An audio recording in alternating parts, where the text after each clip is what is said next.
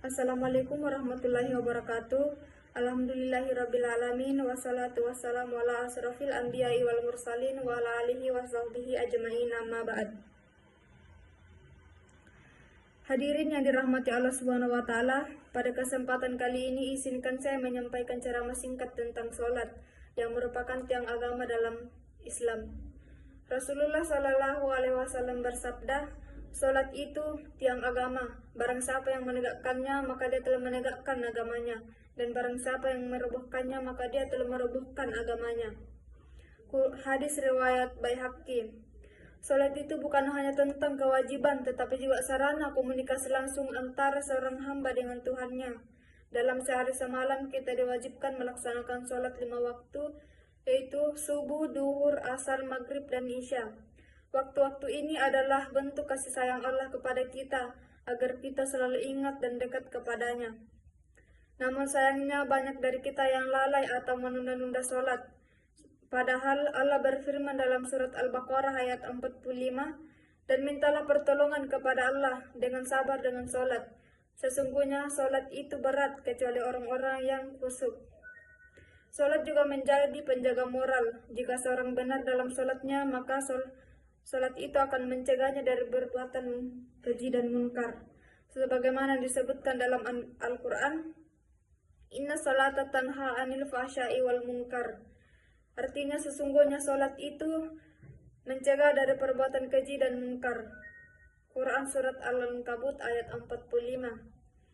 Hadirin yang dirahmati Allah Subhanahu wa taala, dari ayat di atas kita dapat mengambil hikmah tentang pentingnya makna sholat.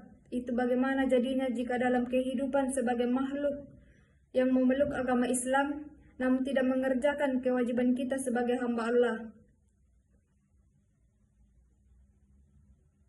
Hidup yang dipenuhi dengan jabatan, kemewahan, tahta, pangkat.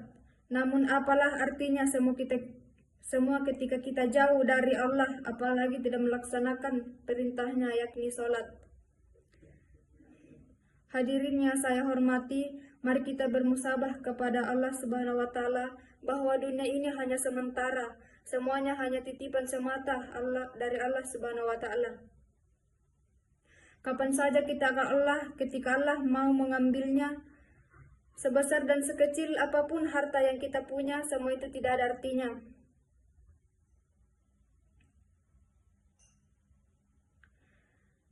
Tidak takutkah kita ketika tiba-tiba tanpa kita sangka dan duka, seketika Allah mencabut nyawa ini? Lalu apa yang bisa kita jadikan temeng di dalam kubur? Harta, tahta, pangkat, dan jabatan, istri dan anak, semua itu tidak ada nilainya ketika kita sudah ada di dalam kubur. Selain sholat dan amal baik kita selama di dunia. Untuk hadirin, mari kita luangkan waktu untuk beribadah kepada Allah Subhanahu wa taala walau hanya 5 menit saja. Hadirin yang dirahmati Allah Subhanahu wa taala, mari kita jadikan sholat sebagai prioritas utama dalam hidup kita. Jangan hanya sholat ketika sempat, tetapi sempatkanlah untuk sholat meskipun kita sedang sibuk. Karena di hari kiamat nanti, amalan pertama yang akan dihisap adalah sholat.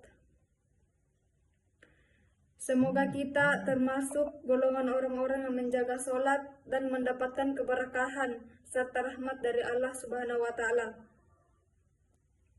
Demikianlah ceramah singkat yang dapat saya sampaikan. Semoga kita selalu dilindungi oleh Allah Subhanahu wa taala. Wassalamualaikum warahmatullahi wabarakatuh.